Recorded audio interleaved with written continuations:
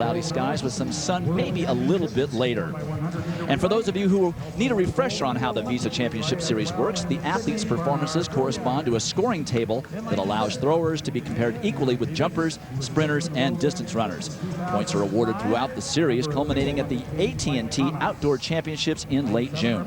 The men's and women's Visa champion will both be awarded $25,000 courtesy of Visa. On the track, Heat 2 of 3 in the men's 100 meters. Meet and American record both held by Olympic champion Maurice Greene, who will be in our third heat. But the feature in this heat is Tyson Gay. Larry, in 2006, this guy absolutely went nuts in both of these 100 and 200 meter distances. Had a fabulous year, Dwight. He likes to say, I'm just a little old country boy from Lexington, Kentucky, who runs for the love of track. But he had a great career down with Coach John McDonnell at the University of Arkansas and has gotten better and better, now just 24 years of age.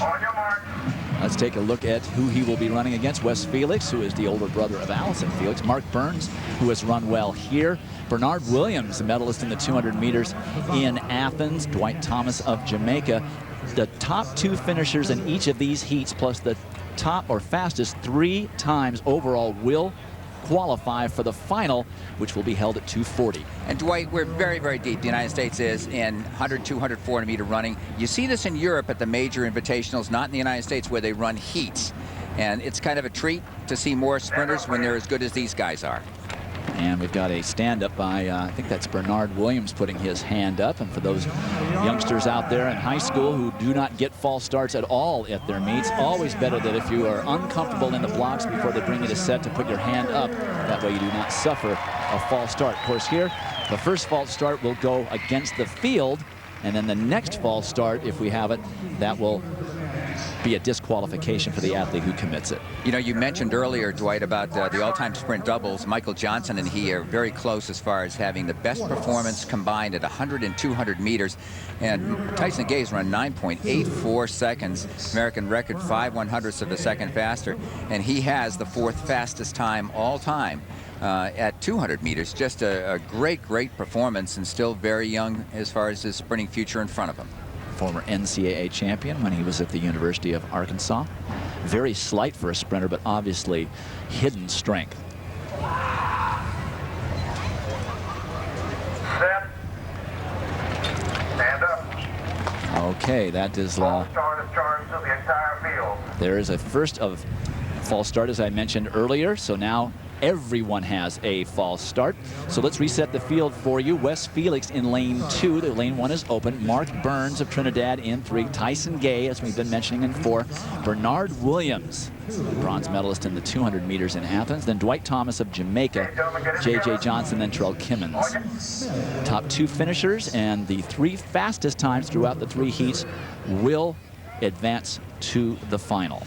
Dwight, maybe our viewers can kind of keep an eye on Tyson Gay in the middle of the track. And the reason I cite that, let's take a look and see what happened on the false start here. I think the starter held him kind of a long time. I will say that. I noted that in my mind. Now it's against everybody. The next false start, somebody's thrown out of this competition. Back to Tyson Gay. Doesn't have the best start in the world. He's not that explosive. So let's see what happens. Just keep an eye on him. And he is in lane 4. Let's see if he can detect where he is after the first 20 or 30 meters of the race. And a long hold, and Gay got a terrible start. It's Gay, but he's now got him in his dry phase. Out here is J.J. Johnson on the outside looking good. But look at Tyson Gay, just shut it down. Tyson Gay wins it. Looks like Dwight Thomas of Jamaica, who was second, and waiting for an official time. 10:18 is the unofficial time, slower than the first heat, so we may not see qualifiers out of this heat. But Tyson Gay looking so easy after really a terrible start, as you mentioned. Yeah, you know, not uncommon to see guys kind of ease through and make sure they don't make mistakes in the beginning. He gets out smoothly, but he's confident he can pull everybody in as the race goes along. Here's the last 50. Watch him. He shuts it down with about 25 meters to go, so eases back just a little bit, assures himself a first place. The wind well under the allowable limit, and Tyson moves on to the final to maybe face a guy still coming up in our competition here in this next heat. Let's go down to Lewis Johnson, who's with Tyson Gay. All right, Dwight, thank you. Well, Tyson, tell me about that start. A little shaky. Did the false start disturb you? Yes, the false start threw me off a little bit. This is my first time. I was real nervous. So, you know, I mean, that was basically like next person's gone, so I kind of set in the blocks. And so how do you take this experience and go back to the warm-up area and get ready for this final? I'm going to practice on some reaction drills, you know, and the gum held us a little long, so when I get to the back, I'm going to practice some reaction drills, hold myself up a little longer. All right, Tyson, we'll see you in the final. Dwight? All right, the final results of that second heat. Gay threw easily 10:18. Dwight Thomas, the second qualifier, 10.23. Quite a bit slower than the first heat that both the first and second finishers finished in 10.11. So it'll be tough for Bernard Williams to get into that final. Let's take a flashback to that first heat.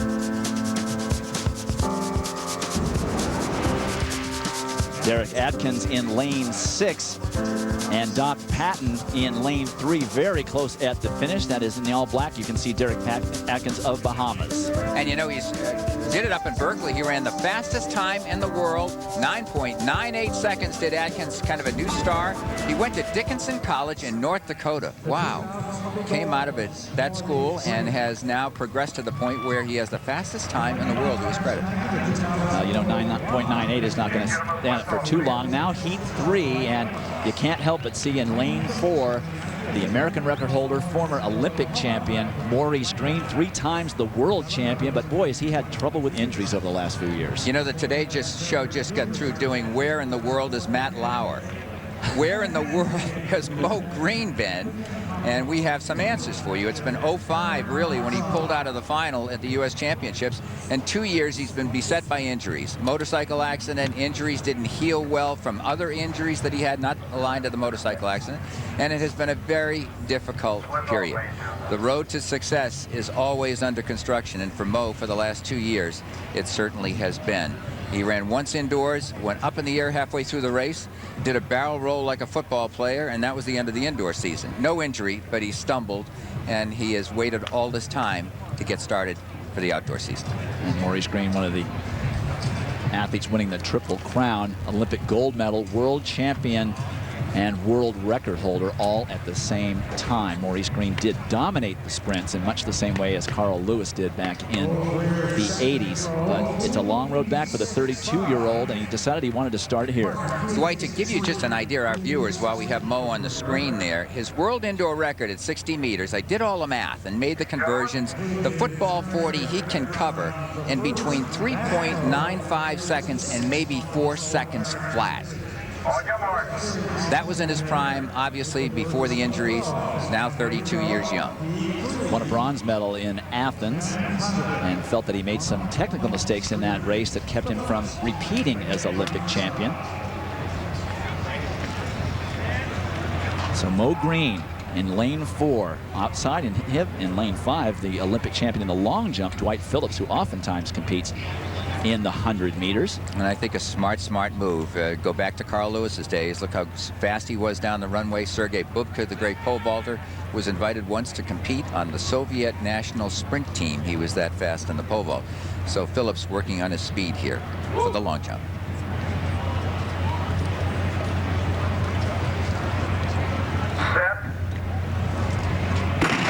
And they're weighing cleanly. Maurice Greene, a pretty good start down in lane 2. Joshua Norman got out very, very well.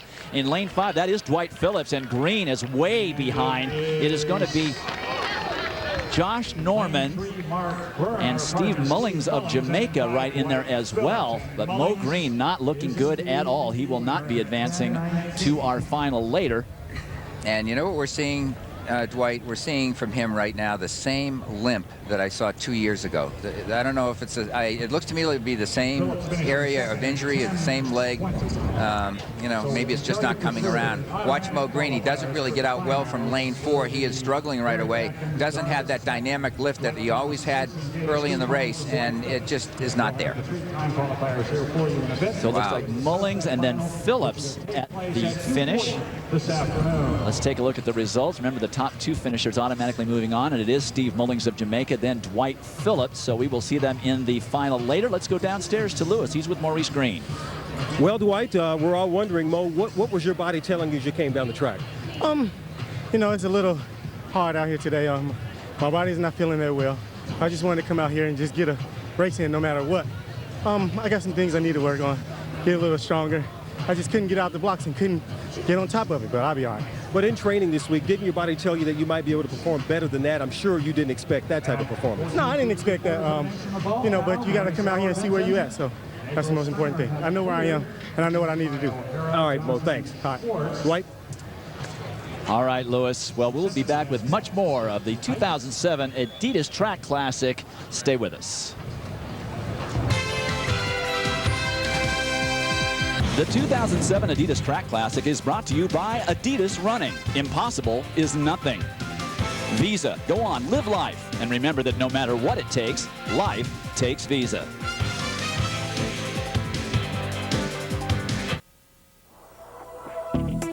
LA loves a good story, particularly one loaded with action and drama. It's here, where hopes and dreams can become reality in an instant. For the stars of USA Track and Field, this is the starting line in the run to the 2008 Olympics.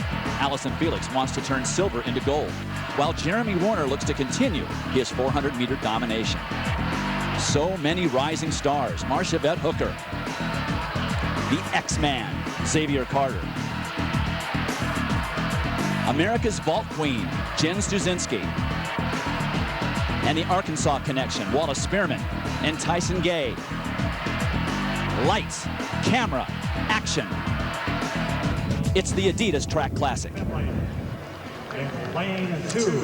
All right, Larry, well, we got the men's 100-meter heats in the books. We'll wait for that final a little bit later, but let's stay with the sprint idea. In 2006, the men's 200 meters absolutely exploded. It is terrific, and it's a great event. We've got top Americans here who are all in competition. 17 Olympic champions, 18 world champions here to compete at what I think is the best Adidas Invitational that we've ever put on out here, certainly on ESPN, all 5 of them. The men's 200 meters has the Olympic champion from Athens, Sean Crawford, and I think he is going to wind up either 3rd or 4th. The competition is so great.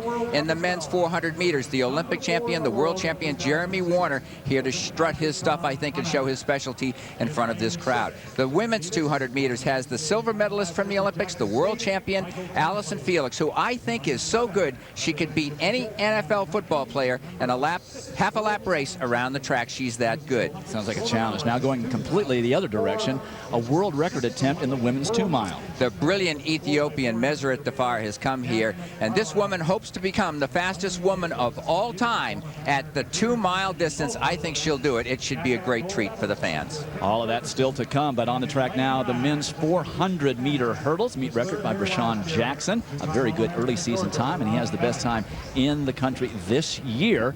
But also we have the 2-time Visa champion, Karan Clement, who also has the world indoor record at 400 meters. What a talented athlete this young man is. And take a look at Clement. Really, I thought, Dwight, to make a long story short, had a bit of an up-and-down year last year. He was great at the U.S. National Championships, and for him, pretty average thereafter. James Carter has a terrific time coming in, 48.22 seconds, and he has twice finished 4th in the Olympic Games. Yeah, a dubious distinction, he would tell you, the first person to tell you. Bayano Kamani, also an excellent hurdler down in lane 2, but the race should be in the middle between Carter, Clement, and Tinsley. That's Carter. Here we go. And off well. Karan Clement usually going out quite well. 10 hurdles, 3 feet high. Most runners use 13 steps between them until 2/3 of the way through the race. Then they clip it down to 15 strides. Carter also already moving well down in lane 4, as is Danny McFarland, Kenneth Ferguson as well. And Karan Clement getting into a position to close, as he does so very well down the final straightaway, making the move now. Carter in 2nd place, still out there in lane 8. It is Kenneth Ferguson leading the event. Ferguson in 8 is running away with it. Clement trying to catch him. It is Ferguson. Looks like he's going to hold on to win it. Then Clement, and very close for Carter. Wow. And Derek Williams. Kenneth Ferguson from South Carolina, 5th in the U.S. last year, really stuns an excellent field. His personal best before this, 58.51 seconds, and early in the season he gets close to 48 seconds. Watch him. He runs very strongly down the backstretch. There's little wind to worry about, a headwind here. Comes around the bend in the lead, and obviously to me showing very strong fall training. In other words, putting miles in. He holds up very well in the last 100 meters. You watch for guys who are in great shape to have a good last 100 meters in this event, and he beats a truly world-class field, Dwight. Well, his personal best was 48.51 from this meet 2 years ago. A big personal best for him, 48.15 for Kenneth Ferguson. And more importantly, really beating an excellent field. Clement gets second. Carter is third. And we'll be back with more of the Adidas Track Classic here in Carson, California, right after this.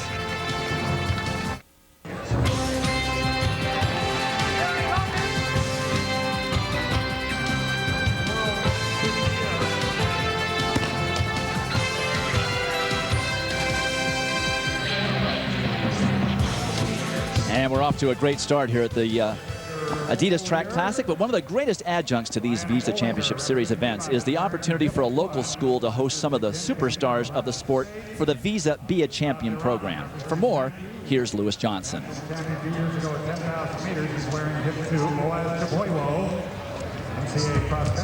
USA Track and Field's Be a Champion program stopped at North Torrance High School Friday afternoon. Some of America's biggest track stars made their appearance in a gymnasium full of excited student athletes. I had the pleasure of joining Olympians Joanna Hayes, Allison Felix, Jeremy Warner, Doc Patton, and James Carter. We spoke to nearly 500 kids, spreading the message of healthy, active, drug-free lifestyles. USA Track and Field and the American College of Sports Medicine have teamed with top elite athletes to visit schools in each Visa Championship Series cities. Kids heard a great message, and we all had a memorable afternoon.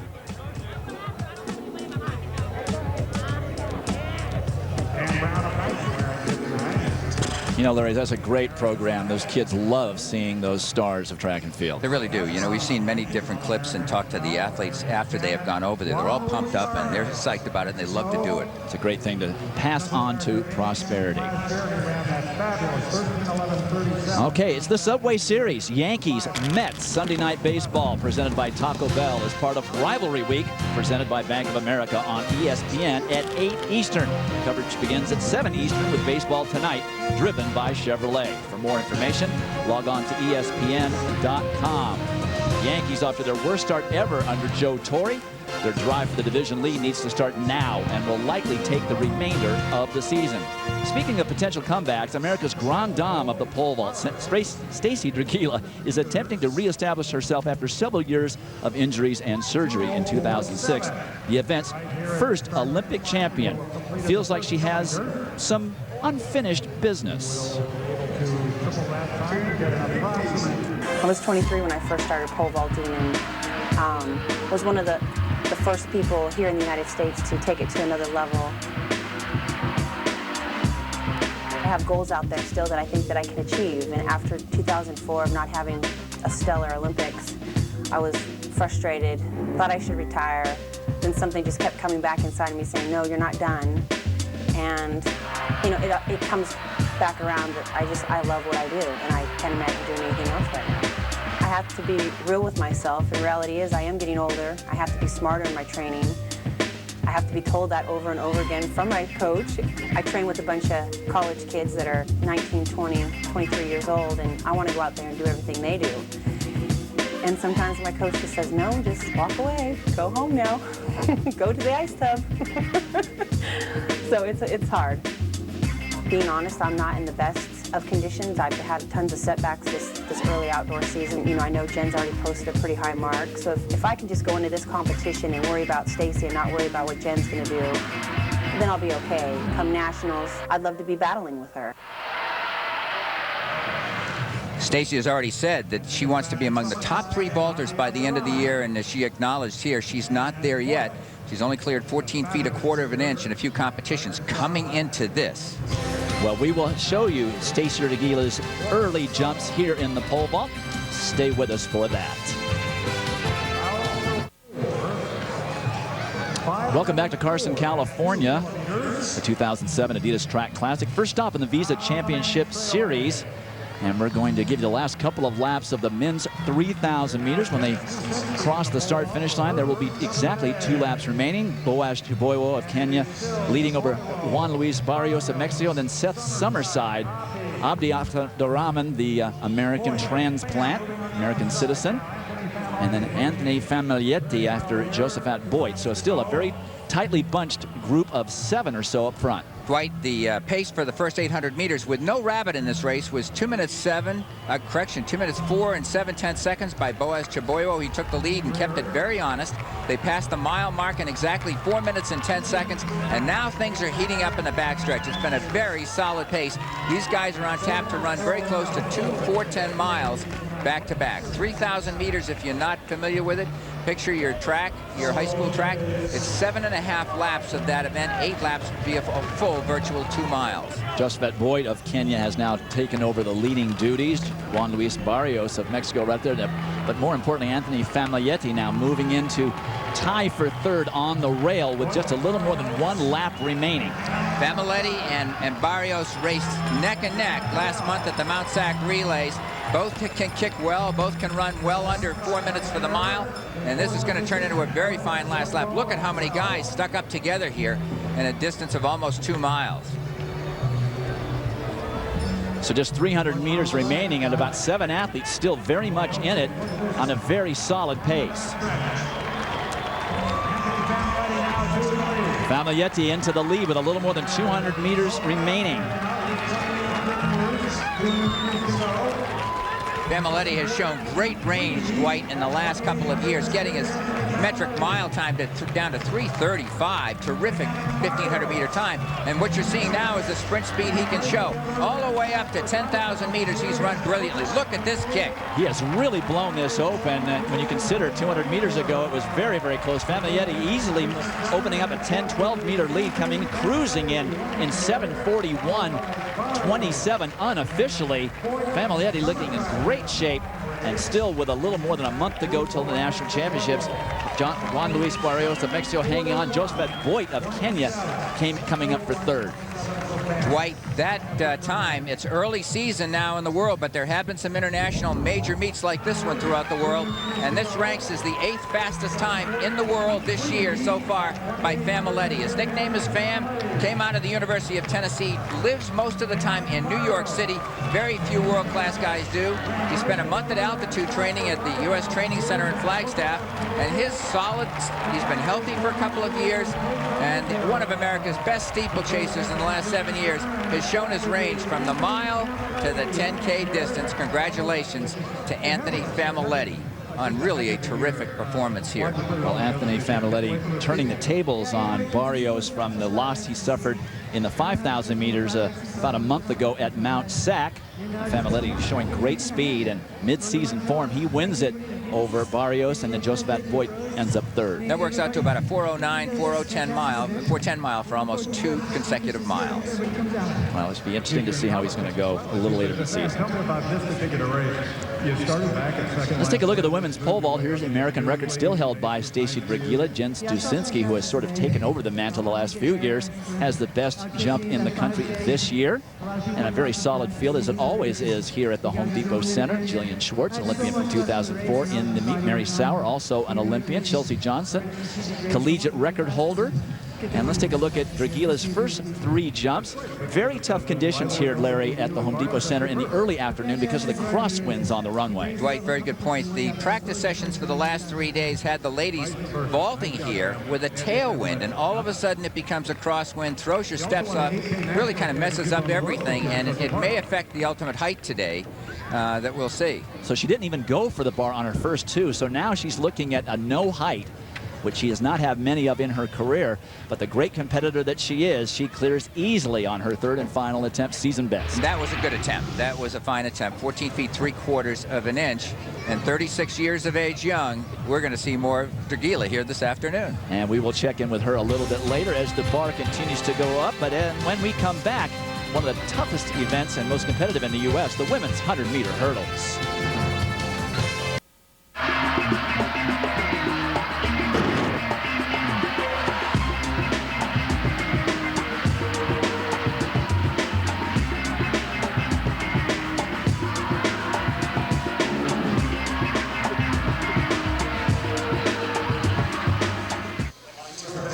We're back at the Home Depot Center for more of our live coverage of the 2007 Adidas Track Classic. Dwight Stones along with Larry Rawson and Lewis Johnson. And you can see here the women's 100-meter hurdles, like the men's, a very competitive event in the U.S. U.S. dominating both the hurdle events. And this one no different. So good is this field that we're going to run them down from lane 1 to lane 9. And this is a fast track with a little bit of a tailwind. You always see a great time coming out of this meet. Lane 1, Angela White from Canada, silver medalist at last year's Commonwealth Games, will start in lane 1. 5 of the top 10 women in the world ranked are here. Nicole Denby in lane 2, coming out of the University of Texas, former NCAA champion.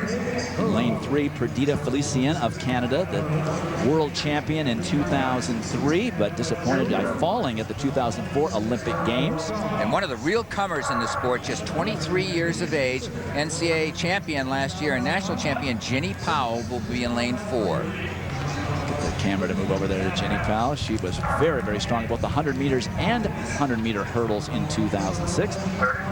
Next to her in lane 5, Michelle Perry, the reigning world champion.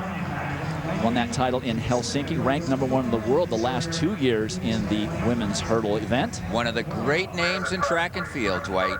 Out of LSU, Lolo Jones, and breaking into the world rankings last year at #7 for the first time is Lolo. And Jenny Adams, formerly the University of Houston, in lane 7, always in the mix. You can see her best time there. Vanetta Dixon will round out in 8, and Kelly Wells, excuse me, is in 9. Look at the personal best next to these athletes. Unbelievable times. And the U.S. really dominating this event over the last decade or so. Watch in the middle of the track, Jenny Powell, Michelle Perry in lane 4 and 5.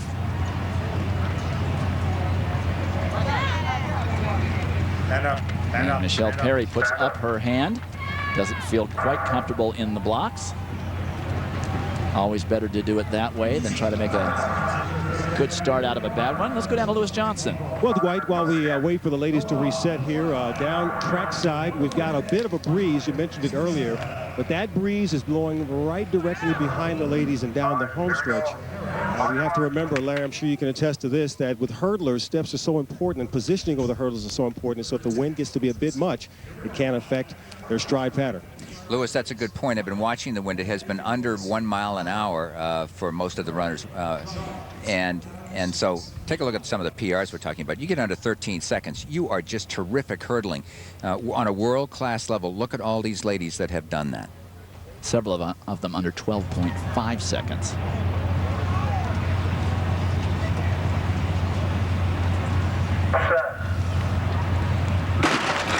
Away cleanly and out in lane 4. Jenny Powell gets out great. That sprinter speed, that sprinter start. She is dominating so far. But here comes Michelle Perry back into the picture. It's Powell in 4 and Perry in 5, and then even Lolo Jones. Oh, it's a blanket finish. Looks like Michelle Perry might have leaned out Jenny Powell at the end, and Lolo Jones was closing like a house on fire.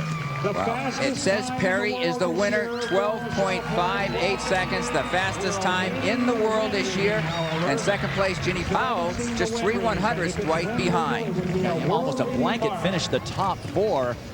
And wow, that was a good one. Let's take a look at it. They all get out quite well, but the explosiveness that Jenny Powell has had, despite being 5 feet 10 inches tall, gets her over the first hurdle. She drives that left lead leg down first. And watch the efficiency of Michelle Perry, who made the Olympic team, if you can believe this, as a heptathlete, not as a hurdler. That's how good she is. She's focused for the last couple of years. Notice her just chip into that lead. And here comes the closing finish of Lolo Jones. The winner at the finish, though, is Perry by 3/100ths of a second over the other 2 ladies. And Angela White from Canada down in lane 1 was also part of that very close finish for the top 4, and that'll tell you exactly how competitive this event is, as you see how close the photo was for that title. 12.58, a great early season time. Michelle Perry wins it, the defending world champion. Jenny Powell second with the same time as Lolo Jones, and several of them are down trackside with Lewis Johnson. All right, thanks so much. We're trying to get adjusted here, but Michelle, looked like a close finish at the end, but you got the win. Pleased with that? I'm very pleased. I'm excited to have come out and run 58. this early in the season. It's my first race of the year. I was a little shaky at the start, but I figured with a little more training, some technical work, I can be even better than I already am. And Lolo, you closed there at the end. Talk about the way you finished this race as things continue to get better for you. Yeah, my finish has been pretty strong this year. It's just got to work on the start again. Like, I think I got blasted out of the block, so, but I guess that's nerves, but it was a good race. And Jenny, you're an old vet. What does a race like this mean, stacked with great talent so early in the season? It means good experience. It throws you into a world-class event so early in the season. You know, it's just, it's kind of like, you know, you don't have any chance to be patient and try to make things happen because everybody's running fast and you got to jump in and run fast. All right, Jenny, ladies, congratulations. Dwight? All right, Lewis, so fast was that race. Jenny Adams got 8th. She ran 12:82. That would have won a lot of races a couple of years ago, but look at this blanket finish. The top 4 just separated by about 5/100ths of a second. And they had to take it down to the thousandths to separate Ginny Powell from Lolo Jones for second. So great hurdling. Remember, only 3 spots available for the U.S. team for the World Championships, the AT&T Outdoor Championships next month. It's going to be a very, very competitive event. So we're going to see a lot more racing exactly like that throughout the Visa Series as we go to New York City for the Reebok Grand Prix for the first weekend in June. Then it's the 30th anniversary of the Prefontaine Classic up in Eugene, Oregon, and then all culminating in the AT&T USA Outdoor Championships in Indianapolis, where the weather can really be a factor. The top 3 in each event making the World Championship team for those games in Japan, in Osaka, Japan, in August. A lot of very important track and field competitions on ESPN and even on CBS and NBC throughout the month of June.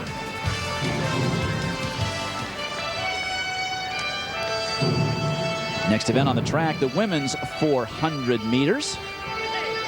An event dominated last year by Sanya Richards, the #1 athlete, track and field athlete in the world in 2006. She's had a little bit of a slow start to her season this season. Of course, waiting to make the team at the national championships. Noveline Williams of Jamaica will start in lane 5, #2 in the world last year, Larry. She is, and she was coached by the late Tom Jones down at the University of Florida, who passed away earlier this year with liver cancer. And she has said, I'm dedicating the season to him, and I'm going to continue to do the workouts he gave me from last year. Just inside Williams in lane 4, Dee Trotter, who has an Olympic gold medal for her duties on the Olympic team in Athens. I said to her, what's with the new hairdo? She said, it's time for a change.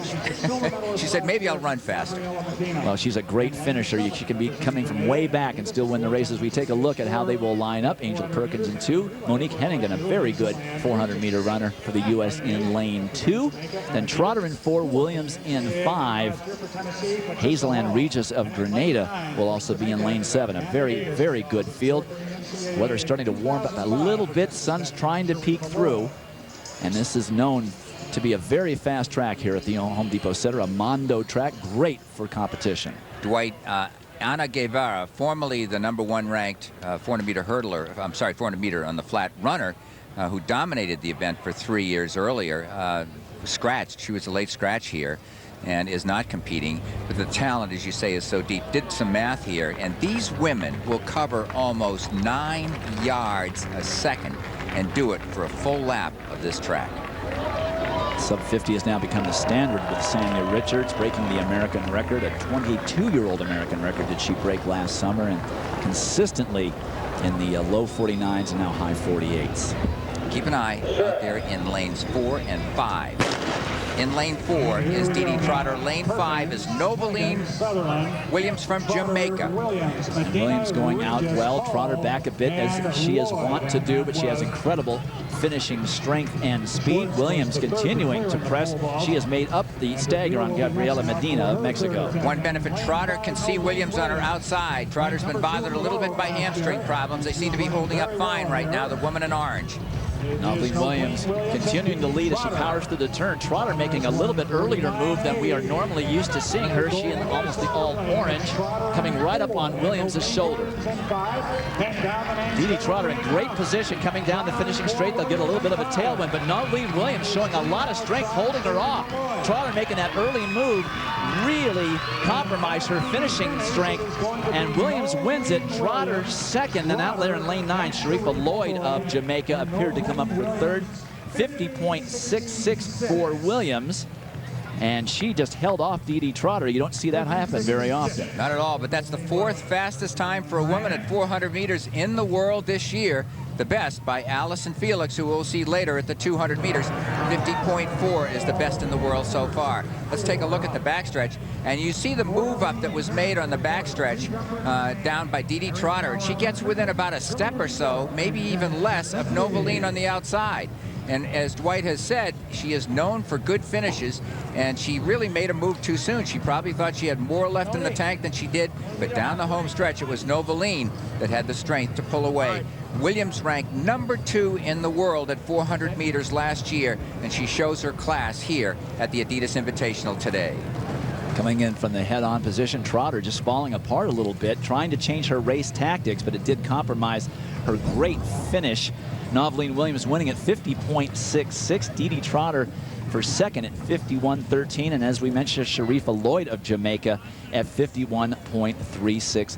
Good early season times, but it's going to get a lot stronger as the season progresses.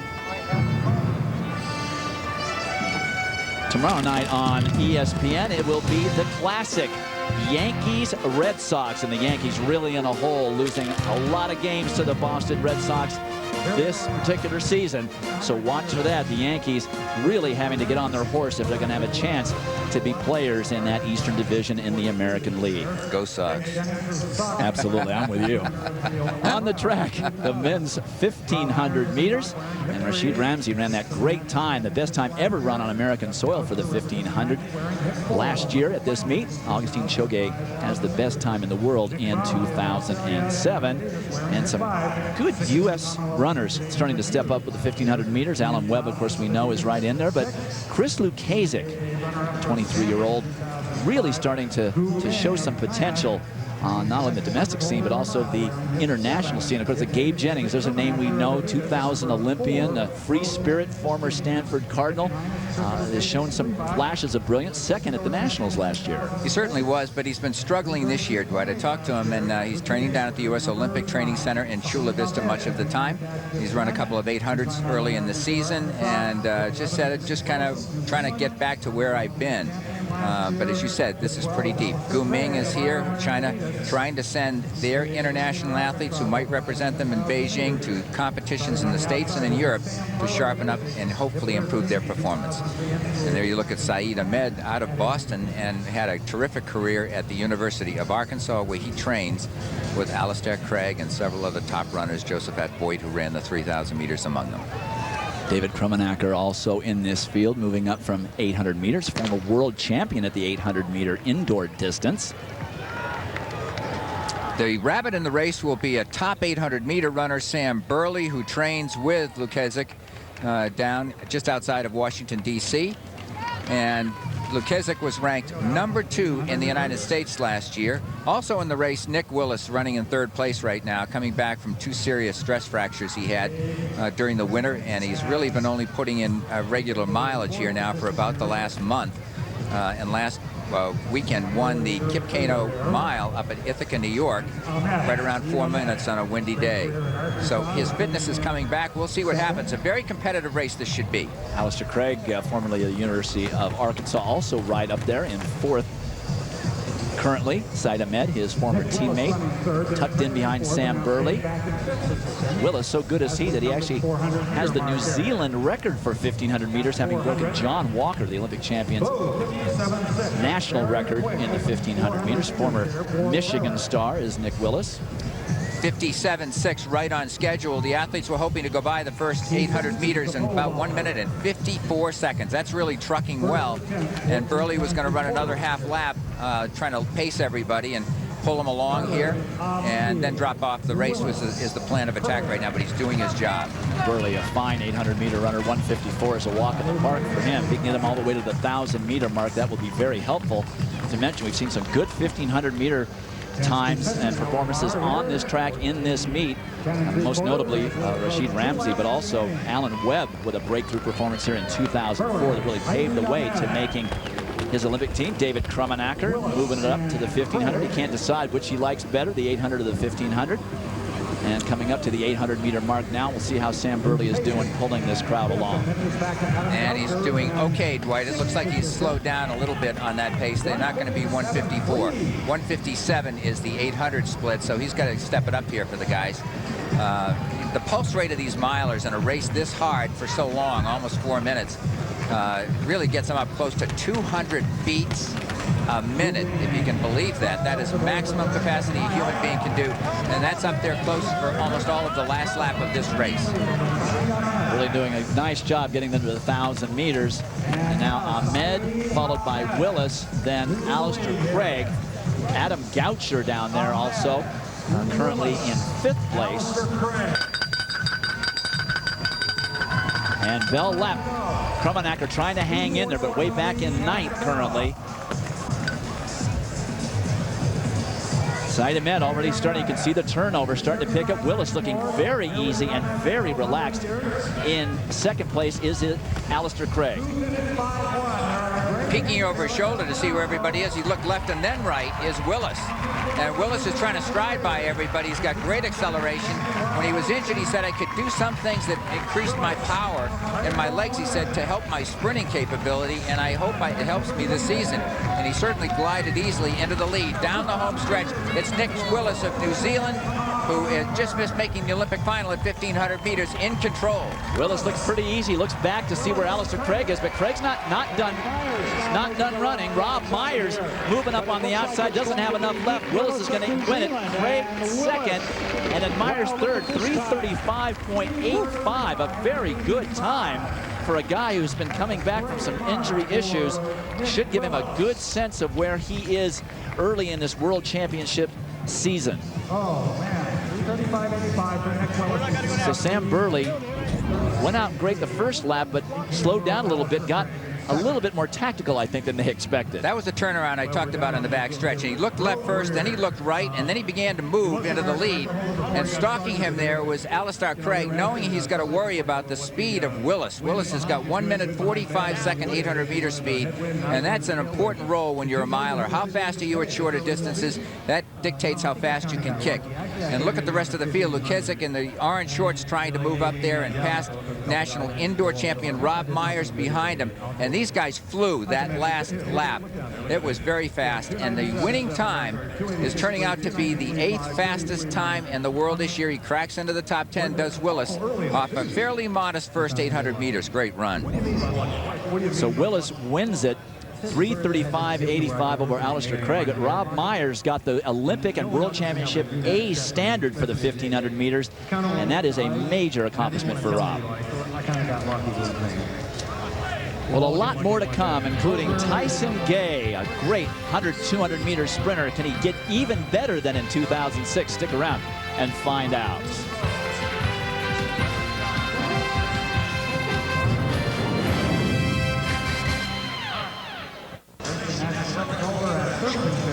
And we're back live at the Home Depot Center for more of our coverage of the 2007 Adidas Track Classic. First stop on the Visa Championship Series. Next event on the track, the men's 110-meter hurdles. And look at this graphic. Chasing the world record holder, the man who all of China will be looking at the Beijing Games. Lu Zhang set the world record last summer, 12.88. But look at all of the Americans who are in hot pursuit, Larry. Terrence Trammell, Aries Merritt, David Payne, David Oliver, all here. All of them rank among the top 5 in the world performance-wise this year.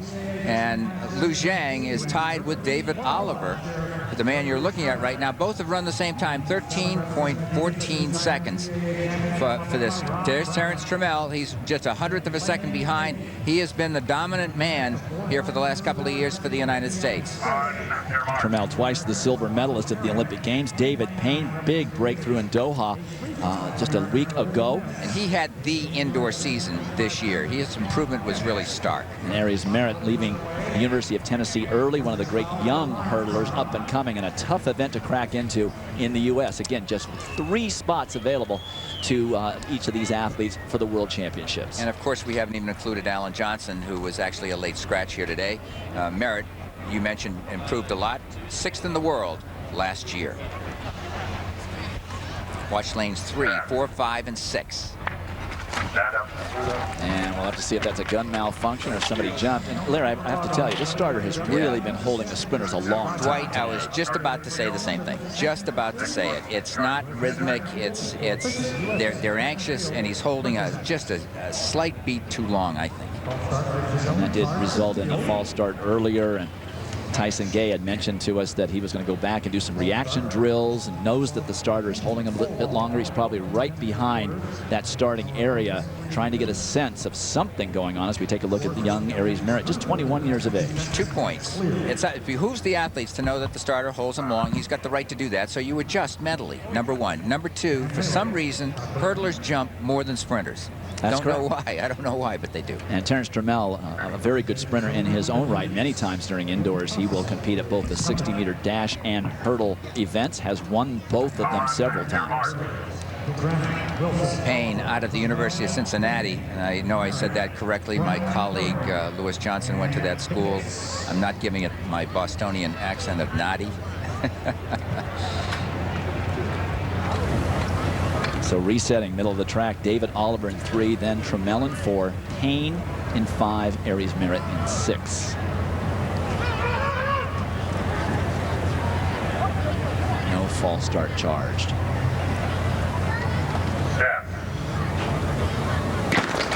And they're away cleanly, and in 4, that is David Oliver out like a shot. Oliver is gone. David Oliver, he needs to fall over something to be caught. And now here comes Trammell, here comes Payne.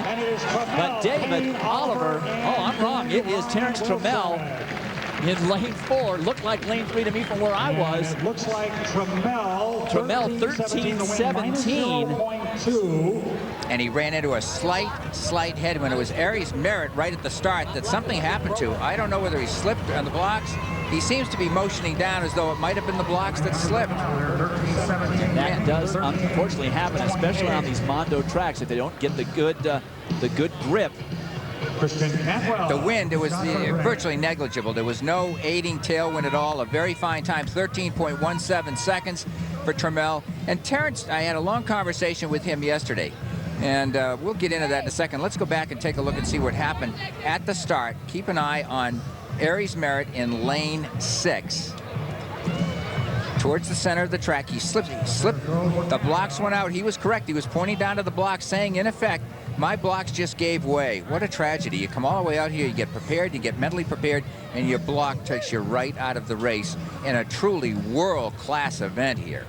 And I just miscounted the laps where I was. I thought that was David Oliver. Terrence Trammell should have known better with that great speed that he has. Trammell's been, Dwight, working on what he calls a base period of training that I did for 24 weeks. I had a long conversation with him yesterday, and we get into detail of the type of training. And long story short, he said, I'm more fit and I'm stronger than I have ever been before. Let's go down to Lewis Johnson. He's got Terrence Trammell. Thank you, Dwight. Well, tell me about that start. We had one athlete going out, but how was it for you? Felt pretty good at the start. Had a little glitch in the middle of the race. What kind of glitch? What happened? I think I came out of my dive too early, and it caused me to sink. But I tried to fix it and just keep going through the line.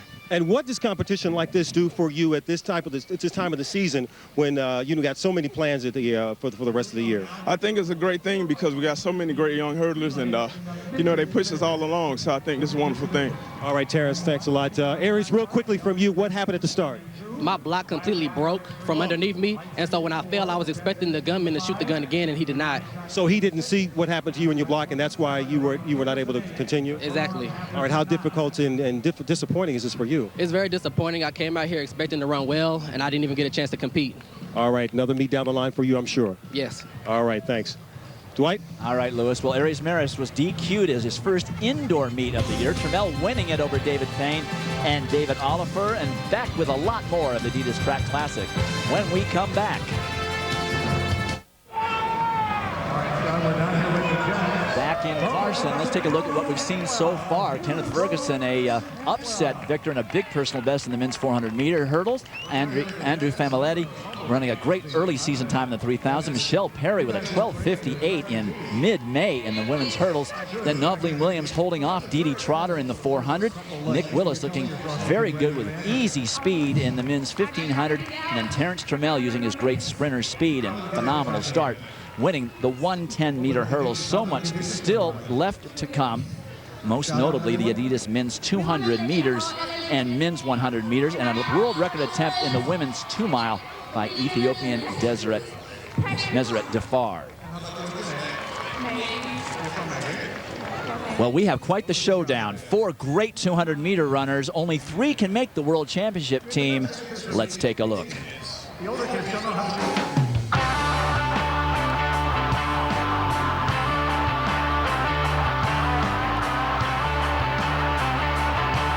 I'm Wallace Spearman, and I run the 200 meters. I'm the X-Man. I ran 1963. Only Michael Johnson has ran faster than me. I'm Sean Crawford, and I run the 200 meters. Crawford kicking to the finish. I'm Rashad Mary, and I run the 200 meters. I'm the best at 200 meters because I love to win and I hate to lose.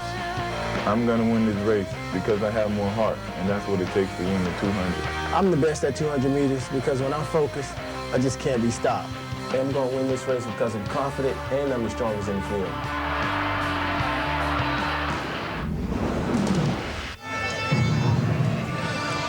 Well, Larry, how unusual is it for all sprinters thinking they're going to win the race? No, it's not. It's not on at all. Shocking. I mean, we're going to see a fabulous race. This is going to be one of the all-time great races in the sprints we've had in the United States. Why? The number 2 fastest guy, Xavier Carter, the number 3 best, Wallace Spearman, up against the Olympic champion. And these guys really, desire to be the best. If you talk to Spearman, he said, I got a chance to break the world record this year. I said, that's a tall order. He said, no, I'm going to do it this year. I got to tell you, that's a world record by Michael Johnson that I think could last well after we're around. I agree. But I was shocked at the fact Karan Clement broke his world indoor record as an example, a young man. Good so point. We'll see. But more of that to come, that's for certain. But boy, we had some fireworks earlier this afternoon. Bro Greer, the best javelin thrower ever, the American record holder, in the very first round with pretty much perfect wind conditions. And this is a man who really knows how to work the spear. Obliterates his own American record. Bro, twice 12th place at the Olympic Games after having the best throw in the qualifying. His qualifying throw in Athens was actually further than the winning throw. And Bro Greer talked to our Lewis Johnson after the record. Well, here he is, Bro Greer, standing in front of the mark, which signifies your new American record. What about this first throw out of the gate? Were you surprised? Well, this is the first year since 2001 I've actually been healthy. So when you put all that together, get a good field out here, everything tends to line up from time to time. But yeah, it's early to throw that far, so I hope I can hang on to it. I hope I can stay healthy. That's more important. And you mentioned something a moment ago about an air pocket and how lucky you got. What's that all about? Well, it's a gift I've had since birth, where you can look up in the air and see a little where the wind is going to change direction or wind is going to help you out. And I'm probably the only javelin thrower in the U.S. that can do it, but I'm not going to tell anyone else where it's at. I'm just going to keep it for myself. All right, you hold on to that secret. Congratulations. Thank you so much. Well, he is quite the character. Twice he exceeded his old American record, and we'll be back with more. Stay with us.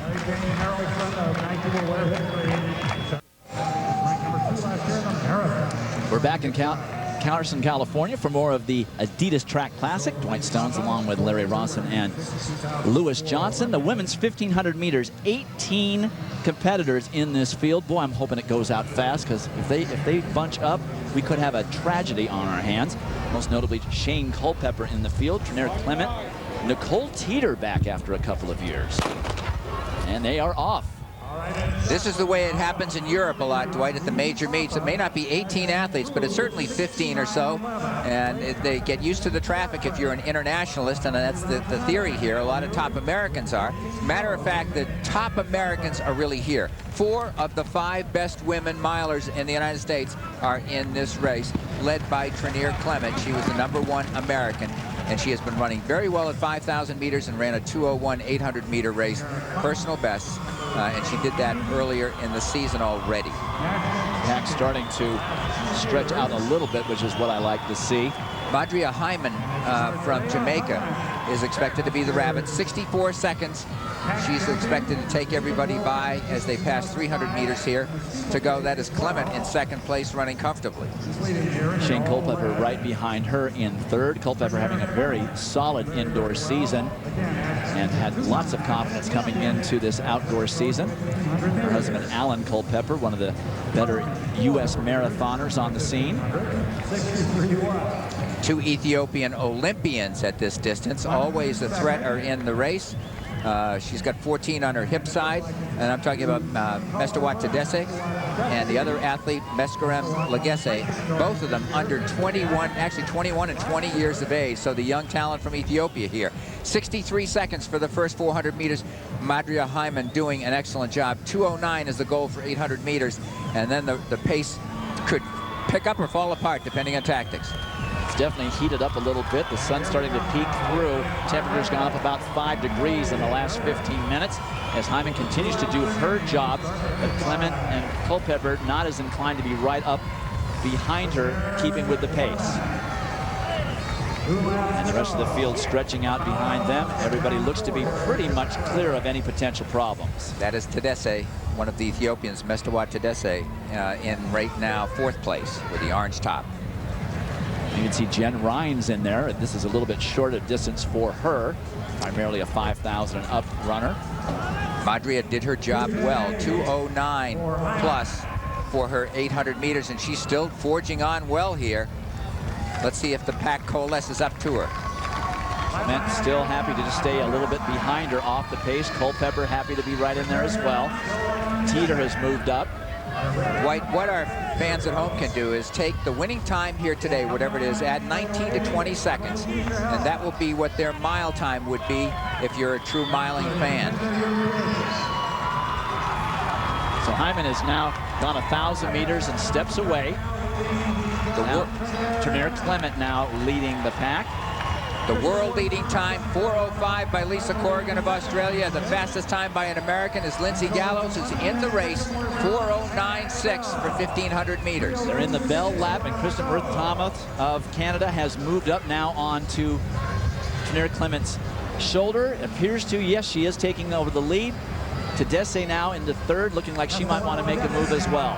The crowd is now starting to get very much up towards the front. This could be problematic if they don't stay out of each other's way.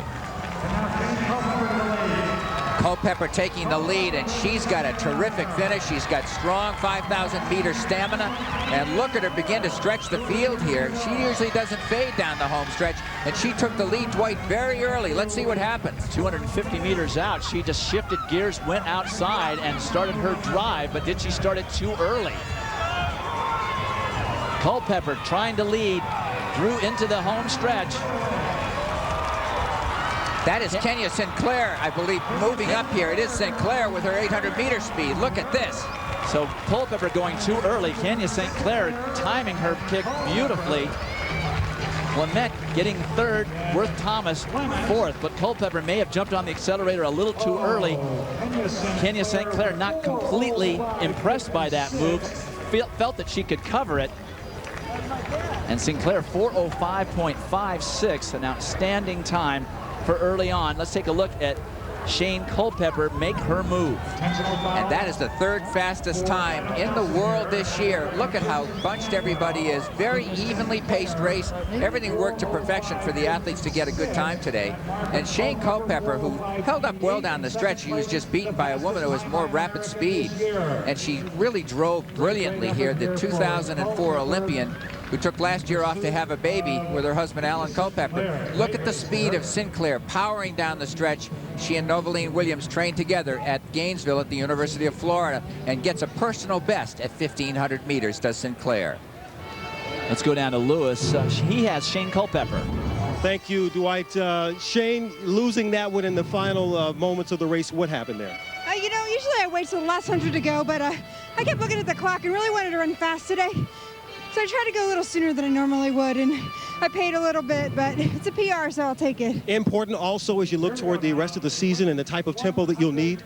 Definitely. This is a great starting point. It's a PR, and just looking at the rest of the year, I definitely think I have room for improvement. So. All right, Shane, thank you. Thank you so much. Dwight? Well, you don't often see a distance runner improve their speed as time goes on, but Shane Culpepper did exactly that, getting a personal best. Kenya St. Clair timed her kick beautifully down the home stretch to win it. Culpepper also getting a personal best. Turnier Clement, 4:07, not a bad early season time. Marcia Hooker in lane 5, representing Jamaica. Well, we're trying to catch our breath because we've had some of the holdups we've had in the sprints, but we're now ready for the women's 100 meters. They were all warming up as the 1500 meters was going on. Veronica Campbell, the two-time Olympic champion from Athens in the 200 and the 4x1. She has the meet record here, as well as a 2000 best this year. Still early for a lot of the sprinters. Marcia Hooker, who left Texas just a little bit early. Her sister, high jumper Destiny Hooker, still with the Lady Longhorns, but Marcia Hooker really trying to distinguish herself in the sprint corps of the U.S. athletes. And next to her, it is Olympic bronze medalist in the 100 meters, but Olympic champion at 200 meters, Veronica Campbell. And this woman, Dwight, really after the first 50 meters or so, has probably the best top-end speed of anybody in the world. She raced against Hooker down in Kingston, Jamaica earlier, about a month ago, and it was Hooker who led until the last 2 feet. And she lost by 1/100th of a second to Veronica Campbell, did Hooker. Lisa Barber coming back after a superb year last year. She was number 3 ranked in the world at this distance of 100 meters. Let's take a look at the entire field there. Aileen Bailey, also an excellent sprinter from Jamaica, formerly South Carolina. Angela Daigle out in lane 9, former Visa Championship Series indoor winner. Let's bring Lewis Johnson in about those starting blocks. Yeah, you know, Dwight, we saw Aries Merritt in the men's 110 hurdles have a problem with his blocks, as he explained, braking. He was in lane 6. I went down to the start area a moment ago, and there was another set of blocks for these ladies that was not working properly. So some of these ladies at the last second have had to adjust their blocks before this important final. So important for the starter to be looking for that. That 110-meter hurdles men's race should have been called back because of what happened to Aries Merritt, but these are the lessons one learns. Well, see if I can keep the lanes straight on this particular race. In the middle of the track, Marcia Hooker, Veronica Campbell, and Lisa Barber are the ones to watch, and the winds are gusting. And out early, that was Lisa Barber, who looked to go before the gun shot. And when you're live, that always helps us out, keep the thing on schedule. Just to touch on the rule again, and now that false start is on every woman in the field in this race. If it happens again, whoever false starts is thrown out of the competition today here at the track class. And certainly at this point, Larry, all the sprinters know that the starter's holding them long. Here is the false start rule, very much the same as swimming. First person who false starts puts a false start on the entire field.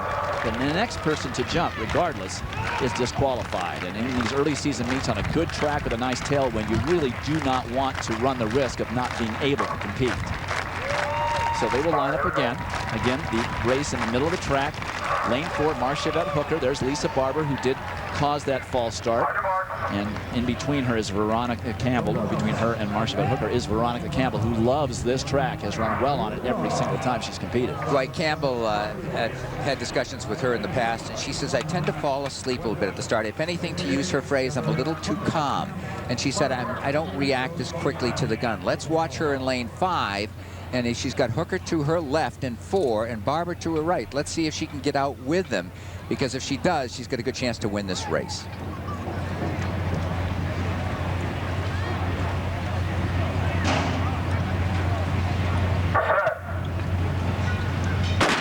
Out cleanly this time, and down in lane 2, Aileen Bailey had a great start. Marcia Hooker trying to move. Lisa Barber was up front for a while, but in lane 7, that's Tori Edwards. Edwards looking very good, and Veronica Campbell. It's going to be very close between Tori Edwards and Veronica Campbell. Edwards, the world champion in 2003, 10.90 for Edwards, and she is the winner. Sensational time. The wind under the allowable limit, the maximum to be legal, 2.0 meters per second. That's 4.47 miles an hour.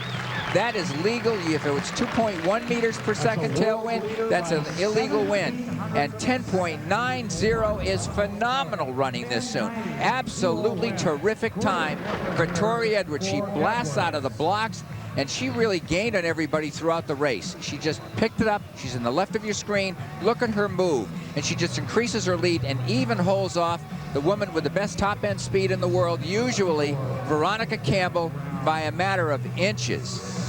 So Tori Edwards ranked number 4 in the world last year. Best Lisa Barber ranked number 3, and Veronica Campbell 2 years ago ranked number 1. What a fabulous women's race here at the Adidas Track Classic. Well, remember, the best time in the world was 11:07. Now 10.90, and Campbell both running excellent. Let's go down to Lewis. He gets a chance to talk to Tori Edwards. Well, you should just look at this big smile on Tori Edwards' face when she saw 10.90. What does this mean to you, coming back and really dropping a big time early in the season? It's amazing. This is my first 100. I've never opened up this fast, so I'm really excited about the year. And so when something like this happens early in the season, what does it tell you about the potential for the year? It's looking pretty good because I always get better as the season goes along, so hopefully looking at some 10.8s. And right next to you always will be Veronica Campbell from Jamaica. Veronica, tell me about your race and how you felt out there today. It's a great race, great competition. I'm just happy that I'm just able to finish healthy. This not the injury that affected me last year. I'm just happy that I'm competing right now. I'm satisfied with the win. All right. With the time. All right, ladies, congratulations to both of you. Thank you. Dwight? All right, well, she's never run that early season of time. She's never run that time. It's a personal best for Tori Edwards at 10.90, and Veronica Campbell showing she is also ready. They could hook up in the World Championship final. We'll be back with a lot more. Stay with us. And we're back at the Home Depot Center in Carson, California. Dwight Stones with Larry Ronson and Lewis Johnson. More of our live coverage of the 2007 Adidas Classic. Time now for one of our feature events, Visa Men's 200 meters. The meet record held by Wallace Spearman. But an incredible field assembled here, starting in lane 5 with LaShawn Merritt, primarily a 400-meter specialist, but he's not bad at 200, Larry. He's terrific. He's run 20.1 seconds for the 200 meters. And by the way, let me stick my neck out here. As you're looking at Wallace Spearman, the conditions right now are phenomenal for these guys. It is early season, but there's been a tailwind. The sun is out. They like it a little warmer. We'll see what happens. There is Spearman, and I think he's the favorite in this race. And there is LaShawn, that is Xavier Carter, who really partied too much a little bit this past fall and didn't start training until January, and he's now training in East Tennessee State at Johnson City and is dropping his weight down and getting in shape. Let's see what he does today. He's by no means at his peak performance. Sean Crawford, Olympic champion, 2004. And this guy has not been going to practice as much as maybe Wallace Spearman has. We'll see what happened there. So he has said that, by the way. He has said that. As you can take a look here, let's go down for a moment to Lewis Johnson. Well, Dwight, I'm down here by the start line. A lot of tension. Guys were not looking at each other, sort of looking down the track. I saw Wallace Spearman before he left the warm-up area, and I asked him if he was nervous. He didn't say anything. He just shook his head and sort of displayed that nervous energy, which is probably good for a situation like this. And Sean Crawford said he's happy to be out in lane 8 because if he was in one of the other lanes, he might be able to see the field, try to suck him up, expend too much energy early. He's happy to be in 8. Hopefully that will work out for him in terms of strategy. A lot of tension here. Well, a great early season matchup on a fast track with a tailwind. We've already seen some good 100-meter times out of the ladies in the previous event as they get them to stand up. And a lot of nervousness, as Lewis was alluding to. One thing we do need to watch, though, Wallace Spearman, even though he's run a great time, not one of the better turn runners in this event. He's really a straightaway guy. That's true. He runs a lot of 4x100-meter relays that he gets on. The coaches choose to put him to run the straightaway and not so much the turn. He has an advantage here, I think, a little bit, though, Dwight, where he can look to his outside and see Carter and see Sean in the 2 lanes closest to him on the outside. He can monitor them all the way. And he says he likes to finish well, and he feels he's very strong over the last 50 meters. Usually running at about 195 pounds is Xavier Carter. He got up to 215 pounds, and they've got about 11 of it off him. He's down to 204, and he's had some good workouts lately, and he's been much sharper. So let's see what happens. Now we're hoping that the result lives up to the hype. Again, only 3 spots available for the World Championship 200 meters.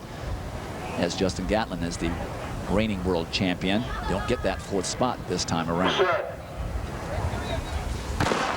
And they're out cleanly and look for Merritt and Carter to make a move. Spearman actually running a decent turn for once. Wallace Spearman may come off the turn in first. It looks like Spearman, but right there is LaShawn Merritt. And Merritt making the move. Spearman holding him off. It's Spearman and Merritt. It's going to be Wallace Spearman, then LaShawn Merritt, and out in lane 8 it was Sean Crawford. Unofficially 19.91 with only 1.4 aiding wins. So that's going to be the fastest time in the world this year, and a full 1500s faster than Spearman ran at this meet last year, and he had an incredible 2006, so he's got to be pleased with that. Wind under the allowable limit, very legal race, terrific performance, and easily the fastest time in the world this year. And Wallace Spearman, the victor. You know, and in previous years, 1991, it would have been like, wow. But what they've been doing, these guys running under 19.7, is like, 1991, not bad. Yeah, that's true. They're close to 20 seconds a lot now. Let's take a look at this race as these guys begin to power out and head down the race. It was Spearman running a particularly good leg as he takes off down his lane the entire way. Look at him. He's already made up some of that stagger. And the X-Man doesn't get out particularly well. But it is Spearman that holds on, and he had to worry about the finishing 400-meter strength of LaShawn Merritt, who's as good at 400 meters. I thought Merritt might be able to catch him, but no, it was Spearman that winds up the victor. Let's go down to Lewis. All right, well, he's watched the videotape. What do you think? You're not typically so strong on that turn. What happened there? I tried to get out hard, go get Xavier from the beginning. I knew he was going to get out well and finish hard, so I had to make up as much ground as possible. And then what about coming up the final straightaways? You could feel someone creaming up on the outside there. I thought about it when I hit about 150. LaShawn was right there. You know, he PR'd. That was a great race for him. But I ran so hard the first 100, it kind of took away from my second 100. I have to get used to doing that. You look so nervous coming out of the warm-up area, sort of hyped and excited about this moment. What does it mean to come out and beat these guys, which will be your teammates later on this season as you look to the World Championships? 400-meter run just ran 1998, so to make the team, it's going to have to be pretty fast. All right, congratulations. Big day for you. Appreciate it. Thank you. Dwight? All right, Lewis, official results. Spearman with a 1991, nice time of the season to do it. LaShawn Merritt, his first time under 20 seconds. Show you what kind of 400-meter running he may be doing. And the Olympic champion, as you predicted, was third, but 20.21, not bad for this time of season. And we will be back with a lot more from the Adidas Classic. Don't go anywhere. Welcome back for more of our continuing live coverage of the 2007 Adidas Track Classic here at the Home Depot Center in Carson, California. It's been a great meet so far.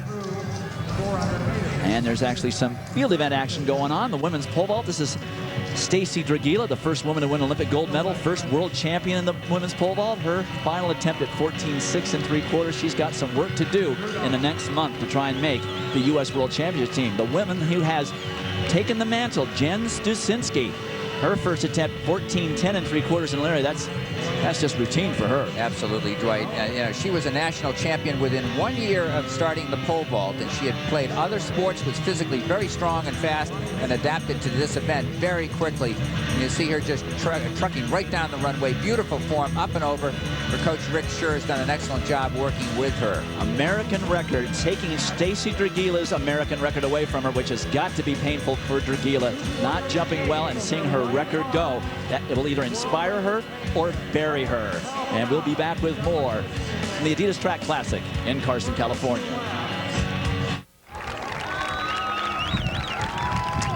And we're back. You know, with the Southern California's great weather year-round, it's a great place for youth athletics. And the Junior Olympics for USA Track and Field National Meet will be taking place at Mount Sac out here in late July. And a lot of great teams competing here in the 4x100 meter relay, both boys and girls getting ready for those competitions later on in the summer.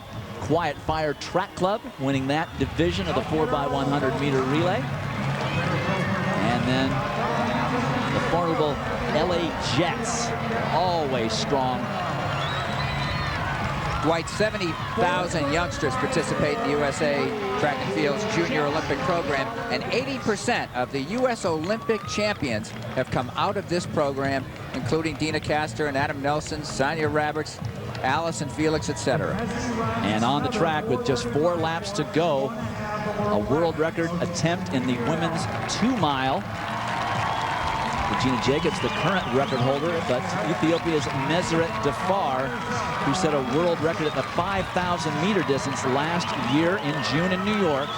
Certainly capable and out there forging the pace on her own. Let me update everybody here. The IAAF will probably call this a world best because it's so infrequently run. They recognize the mile as a world event, but in the imperial distances, that's it. And look at the margin she has right now. Look at that shot. a relationship shot. She has a good 100 meters, maybe 125-meter lead on the rest of the pack, and it's got many top Americans. There's only one other woman that is in the class that this woman is as a distance runner on the track, and that is her countrywoman, Tarunish Dababa. And she's getting great support from the fans here as she just trucks on alone. Mezi Dafar is just almost incomparable. Her performance last year at the Reebok meet, breaking the world record for 5,000 meters, was voted by experts in the sport as the finest woman's performance in track and field in the world last year, and she was #2 ranked as the top woman in the world. Well, just moments ago, we had an attempt by Jen Stusinski to become the first American to clear 16 feet. Only one woman's ever done it. It's the world record holder, Yelena Isinbayeva, the Olympic champion, world champion. Stusinski trying to get into that rarefied atmosphere, having already cleared an American record, 15:10.5. And she got her hips up there, but it might take a little bit more practice until she gets to that level. Let's get back now to the track, where Dafar continues to press her advantage and stretch her lead. Right, she had help in the first mile with Rabbits going by in 2:15 for the first 880 yards. Then a 4:35 mile she threw in. And Dafar is closing in here now with just a couple of laps to go. And is warmed up a little bit here, but not so badly that she's uncomfortable being from Ethiopia. She goes in just under 7 minutes with 2 laps to go. Remember the world record, 9:11.97. She stays with this pace, she is going to be under it. She's I think just accelerating. She came by with 2 laps to go. I watched the leg turn over. She kind of bolted into the lead a bit after letting the pace sag during those 2 laps after the first mile. Rest of the pack, Sarah Hall is right up there, and there's a very good core of American runners, now about maybe 145 meters behind Mezi Dafar's effort for a world record. And as you'll recall, we were actually off the air at the Reebok Grand Prix meet last summer when she went after that 5,000-meter record. The conditions pretty ideal. It had been raining. It was cooler temperatures. The wind dropped down, and she pretty much did a solo effort there. It was the performance of the year for track and field on the women's side. To put things in perspective, here are some people who have tried to assault this 2-mile record.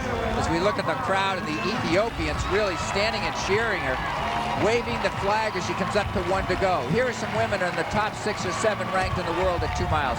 Paula Radcliffe, 9 minutes 32 seconds. The great Zola Peterson Budd was 5th ranked. Amy Rudolph in the United States. Sonia O'Sullivan, the great Irish runner, has the 2nd fastest time at 9:20. This woman trying to get under 9:10 or so, and she is accelerating down the backstretch, is Mezi Dafar. Now, Larry, her penultimate lap was quite a bit slower. She drew in about a 69-second lap. She's got to go under 63 seconds on this final 400 to dip under Regina Jacobs' world record. She appears to have the leg turnover, but can she keep it up this next 200 meters? I think she can. She'll actually accelerate. 200 meters to go, Dwight. This woman has run the last lap of a 5,000-meter race in Europe in 56 seconds. Astounding speed. It's almost a man's type of speed. She's 5'1", just 93 pounds, 23 years of age. The crowd on its feet just ripping applause. 9:11.97 is what we're looking for, and she's going to be very close. She's got to keep driving to the finish line. 9:07, 9:08, 9:09. She's done it. 9:10.47. She breaks the record by a 1.5 seconds. An outstanding last lap, right around 62 seconds. And so hard must that be to do that pretty much alone for the last 4.5 laps. You know, I said to her, you had such a tough season last year. You trained so hard. You were so highly ranked in the world. And did you take a break? And she said, I took only 2 weeks off late in the fall, and I kept up my training. She said, I really enjoy it. And her English has just improved dramatically. She's got a twinkle in her eye, and she is one classy lady. Let's watch her come down the home stretch. I thought her speed and her strength would carry her to this record, and she was actually closer to it than I thought she would be, but she got it by more than 1 second, did Mezi Dafar, who came all the way from Ethiopia to tackle this event. 2nd world record in a little less than a year for Dafar, and obviously in great shape going into the World Championships later this summer. Megan Metcalf of Canada getting 2nd, some 27 seconds after Dafar, and then the U.S.'s Amy Goucher 3rd. But it was all Meseret Dafar, another world record for Ethiopia. Right, 62 seconds for her last lap. Outstanding, and we've still got more. sprints to come when we return.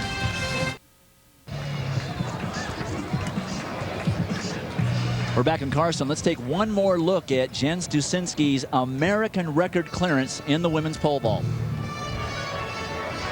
Dwight, a superb effort. I mean, she just hit the box correctly. Excellent up and over. Good vertical. Not off to the side. She looked terrific. Took just the one jump at 16 feet and decided to call it a day. Plenty of time left for a clearance like that. She stripped Stacy Dragila of the American record.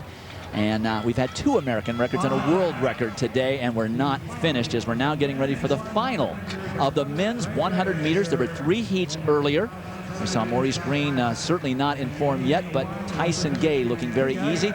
Maurice Greene, holder of the meet record and the American record. It's gotten a little bit warmer. The breeze has gone down a bit, and Tyson Gay in 2006 really established himself as a sprinter to beat. He is the subject of this week's Adidas Athlete Insight.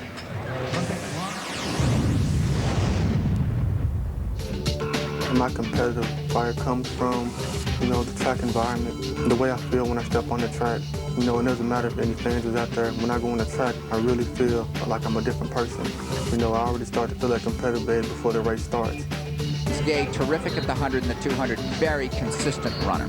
Last year, I was kind of in the back of maybe the underdog, and I feel a little pressure this year to step up to the plate. To be the next great American sprinter, to me, it's an honor, and it's something I really look forward to accomplishing. And I really would like to prove to the world that, in having faith and training hard, you can achieve that goal.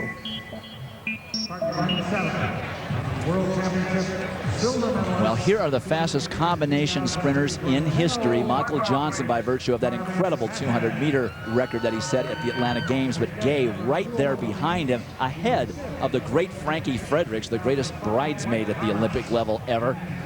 So he has really risen in the ranks and wants a Safa Powell in a 100-meter race like you read about. And even ahead, Dwight, of the legendary, terrific Carl Lewis, which says a lot, too. Well, this is your final for the Adidas men's 100 meters.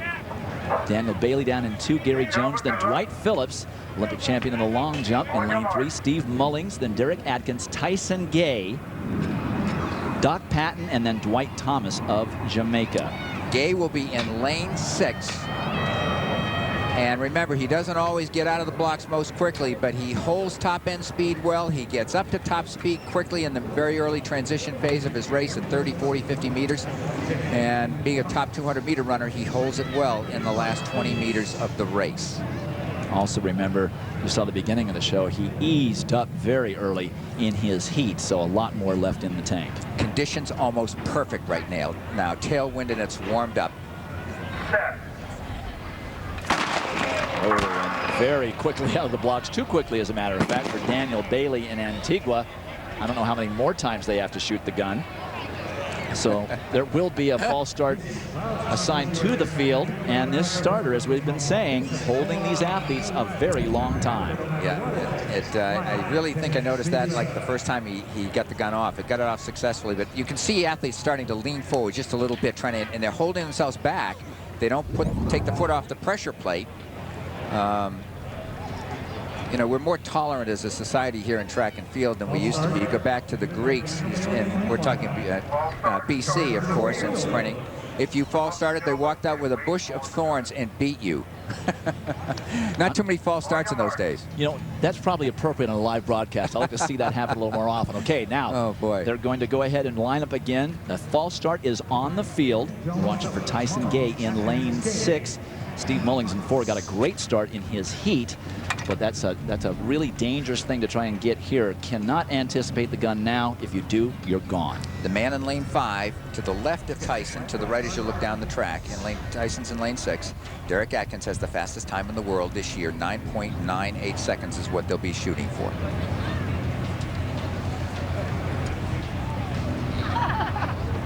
Breeze is picked up. And a fair start. Atkins was out well in 5. Gay actually got a decent start. Tyson Gay now lifting the middle of the straightaway, but Atkins not wanting to give up. It is Tyson Gay easily 9.79, but too much wind. 2.5 85 meters per second, about 5 miles an hour. So it's under the allowable for record purposes. Over the allowable. Pardon me. And he eased up a little at the tape. Yes. But what kind of time is he ready for under conditions? Again, I've done this a lot, so I just, from my experience, said this is perfect conditions. This is really terrific stuff. We can really see one laid down here. And Gay gets out very well. He runs very, very fine as far as his form goes. Look at him hold up well. He drives out of his phase well. Look at him lift. And he's powering there, but he does ease up slightly at the finish. His last stride was not all out, and if that wind had been 1 mile an hour less, and he had had that time, which he didn't, he would have equaled the American record of Maurice Greene and been just 2/100ths of a second away from the world record. But that's the phenomenal performance you've seen here today. Great, great, great track and field today. And Tyson Gay is downstairs with Lewis Johnson. And doesn't that smile say it all, Dwight? 9.79. I understand the wind was not correct, but when you see that as a sprinter, what does it say to you? What does it mean? It's hard work. My training's been going excellent. My start was better. I practiced on some racks and drills in the back, and I think that's what helped me run to this time. And so let's go back and look at it again. You had John Drummond helping you with reaction time back in the warm-up area. Why was this start so much better than the first round?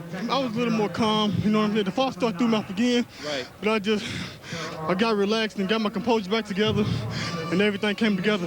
And then when you got to the finish line, it looked as though you eased up. It looked so comfortably and relaxed. Is that what happened? Yes, I eased up just a tad bit, but I was just trying to be as relaxed as I could. Is the world record a possibility for you this season? I hope so, so I'm working real hard, and that's my goal. Heck of a run. Congratulations, Tyson. Thank you. All right, Dwight, we'll have to watch him. Man, I'm telling you, that tells you everything you know. He is ready. Tyson Gay with a 9.79, just over the allowable. Derek Atkins, also an outstanding performance. He ran him all the way to about the 85-meter mark, 9.86, and Steve Mullings, 10.02. So a lot of great sprinting still. What happens when he steps up to the 200-meter distance? And with that performance, he has vaulted to the head of the Visa Championship Series on the men's side. Jens Tusinski with that American record, just 1 point ahead of that outstanding personal best time for Torrey Edwards in the 100. Wallace Spearman well back of Tyson Gay, but a lot of events left for these athletes to be able to gain points. Hard to imagine 297.7 javelin throw keeps you more than 50 points off the pace. Jeez. All right, we're ready now for the Visa women's 200 meters meet record. Allison Felix from 2 years ago. Karan Stewart with the best time in the world this year. And Allison Felix will start in lane 4, a native from Angelino. Decided not to attend college and run professionally. Won a silver medal in the Olympic Games 1 year out of high school. And it has worked really well for her. She's been very happy. She commutes a lot, has a long commute to practice, but it picks her meets that she trains in. Consulted with her brother Wes, who is a collegiate sprinter of real note, a Pac-10 champion. He said, look, it's a lot of work here. It depends on what you want to do. And she decided not to run collegiately, as you look at the starting lineups here. Debbie Ferguson of the Bahamas just inside her in lane 3, three-time Olympian, won a bronze medal in the 200 meters at the games in Athens. Muna Lee out there, a finalist at the 200-meter distance in Athens for the U.S. So a very strong field. Ashante Moore, Rachel Smith, really a class 200-meter field, not unlike what we had on the men's side.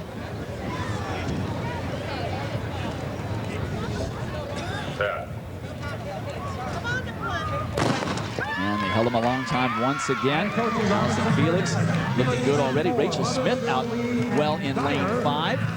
Very even through the tournament. Felix making a move. Ashante Moore out in 6, but it is Allison Felix first off the turn. Now is where she lives.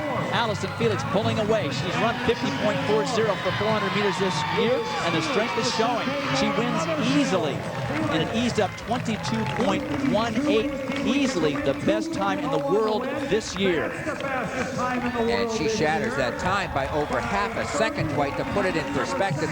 The wind right on the allowable limit. I didn't have time to say it, but I almost said the wind's died down just a little bit. We can feel it up here pretty well. We're very sensitive to it, and it just died down enough. Ashante Moore, 22.46, also under the best time in the world in 2007. Here she comes around the turn.